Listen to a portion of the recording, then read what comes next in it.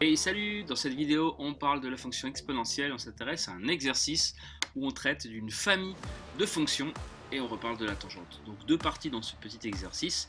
La première c'est qu'on considère justement la famille de fonctions f indice k définie pour k appartenant à n, donc f0, f1, f2, etc.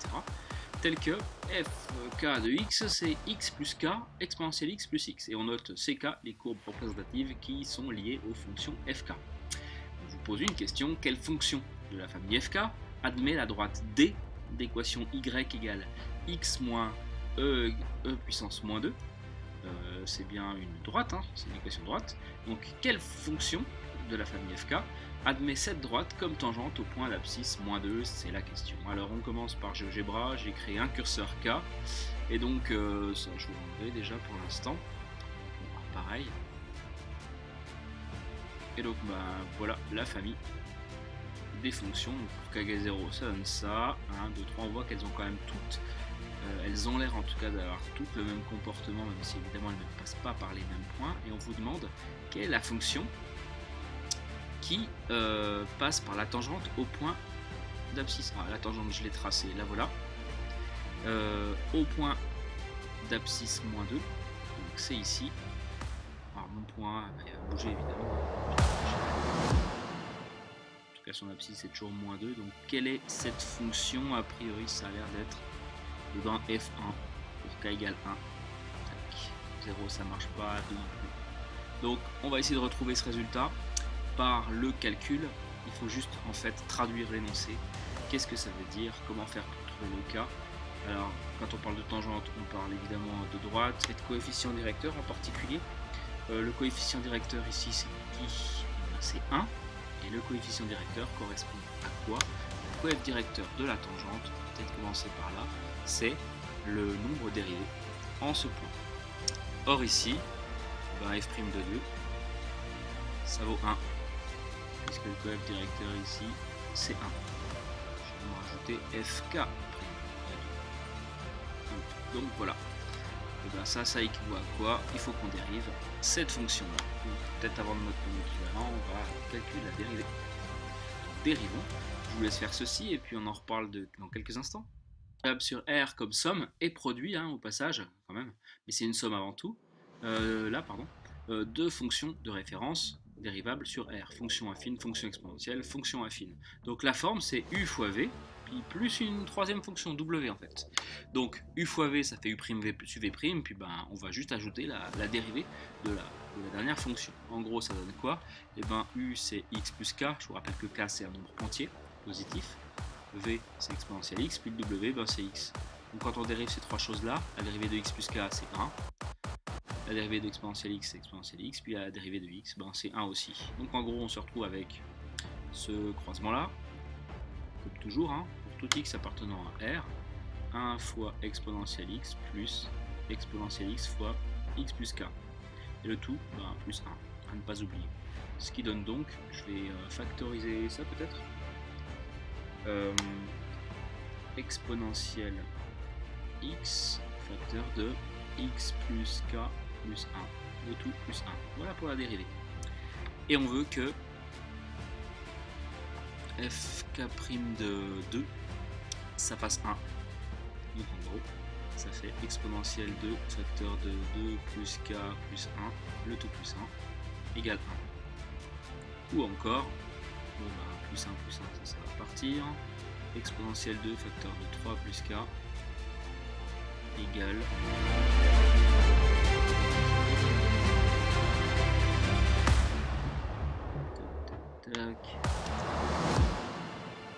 non j'ai pas oublié de moins, c'est juste qu'en fait c'est le point d'abscisse moins 2. Autant pour moi. En fait je vais mettre un moins ici, un moins ici, un moins ici. Ici aussi ma dérivée est bonne et donc ça donne exponentielle moins 2 facteur de moins 2 plus k plus 1 moins 2, alors moins 2 plus 1 du coup ça fait plus 3, moins 2 plus 1 ça fait moins 1, on oublie le 3 qui vaut 0 donc. Et donc on peut diviser par exponentielle moins 2 puisque exponentielle moins 2 c'est nul, donc ça fait moins 1 plus k égale 0, ou encore k égale 1, c'est bien ce qu'on avait trouvé sur GeoGebra. Donc en gros, la fonction f1 de x qui est égale au passage à x plus 1 exponentielle x de tout plus x, eh bien c'est la fonction qui a pour tangente, admet y égale x moins e moins 2 comme tangente au point d'abscisse moins 2. Voilà pour cette première partie, partie A, qui parlait de tangente, pas d'équation de tangente, mais de tangente quand même. Et puis donc partie B maintenant. Donc on s'intéresse dans la partie B à la fonction g de x égale x plus 1 exponentielle x plus exponentielle moins 2, donc elle est définie sur R, même si ce n'est pas écrit. On voudrait la dérivée de cette fonction g, qui sort un peu de nulle part. Bon, elle ressemble un peu à la première, mais pas trop quand même. On en reparle plus tard. Pour l'instant, expression de la dérivée, tableau de variation, c'est du grand classique. Hein. On est de la forme u fois v plus un nombre, plus k si vous voulez. Je vous laisse faire ça. Je disais, j'ai u fois v plus k, donc g', ça fait u' v plus uv' plus 0 si vous voulez. Vu que k c'est un nombre. Exponentielle moins 2, c'est un nombre. Donc u c'est x plus 1, la dérivée c'est 1. V c'est exponentielle x, donc la dérivée ne change pas.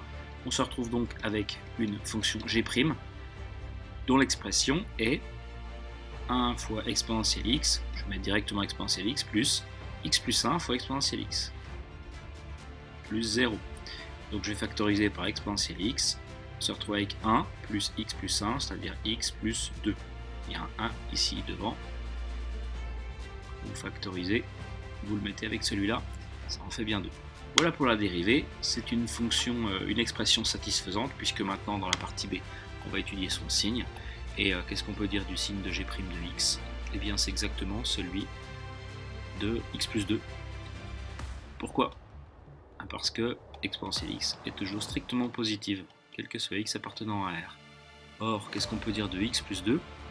Eh bien il est positif quand x est supérieur ou égal à moins 2. Donc on va pouvoir faire notre tableau de variation. On a une fonction définie sur R dont le point singulier c'est moins 2. Signe de g' de x, variation de f, de g plutôt. Ma fonction g, je ne l'ai pas tracée au passage, j'aurais pu.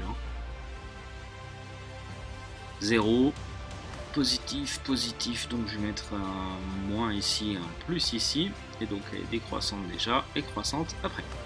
Je vais calculer pour finir g de moins 2, ici c'est des limites, pour l'instant c'est un peu trop tôt. G de moins 2, qu'est-ce que ça vaut?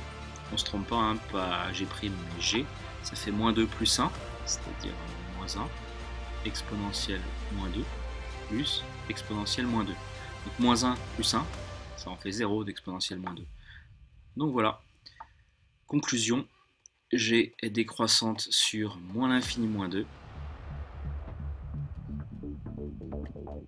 et croissante sur moins 2 plus l'infini. Voilà pour cette question 1. Question 1, c'est ça. Question 2. Déduire, a priori on a fait le gros du travail, déduire des questions précédentes la position relative de C1 et de D. Alors C1, c'est qui C1? C'est ma fonction F1. Donc pour étudier une position relative, vous le savez, il faut étudier le signe de la différence. Donc quel que soit x appartenant à R, on va étudier F1 de x moins la droite D, c'était celle-là, donc moins y, je vais mettre. Alors F1, c'est x plus 1 exponentielle x plus x, auquel on enlève cette quantité-là, donc moins x moins exponentielle moins 2. On se retrouve avec quoi? On se retrouve avec x plus 1 exponentielle x plus x moins x plus exponentielle moins 2. Donc en fait, qui est-ce qui reste? Il reste g de x. Donc en fait, étudier la différence, le signe de la différence, pardon, c'est étudier le signe de g de x. Nous, on a les variations de g. Or, on voit que g, qui est décroissante et croissante, admet un minimum en 0. Donc, on va pouvoir dire qu'elle est toujours positive. Or, g admet un minimum en moins 2, qui vaut 0.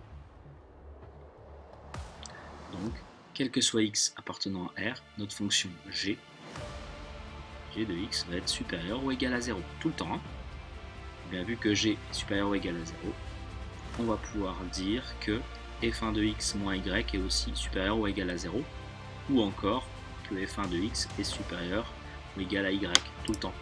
Donc conclusion, votre courbe C1 est au-dessus, toujours, de D. On le vérifie visuellement. On a bien la courbe bleue qui est toujours, donc là elle est au-dessus, là elle touche, normal, c'est la tangente, et là elle est au-dessus. Ça marche bien, ce qui n'est pas toujours le cas, forcément en tout cas, pour toutes les fonctions FK. En tout cas pour F1, ça se passe comme ceci. Donc voilà pour cet exercice. Encore une fois sur les fonctions exponentielles, petite étude de fonctions, on travaille sur les tangentes. A bientôt pour une prochaine vidéo, car le voyage continue.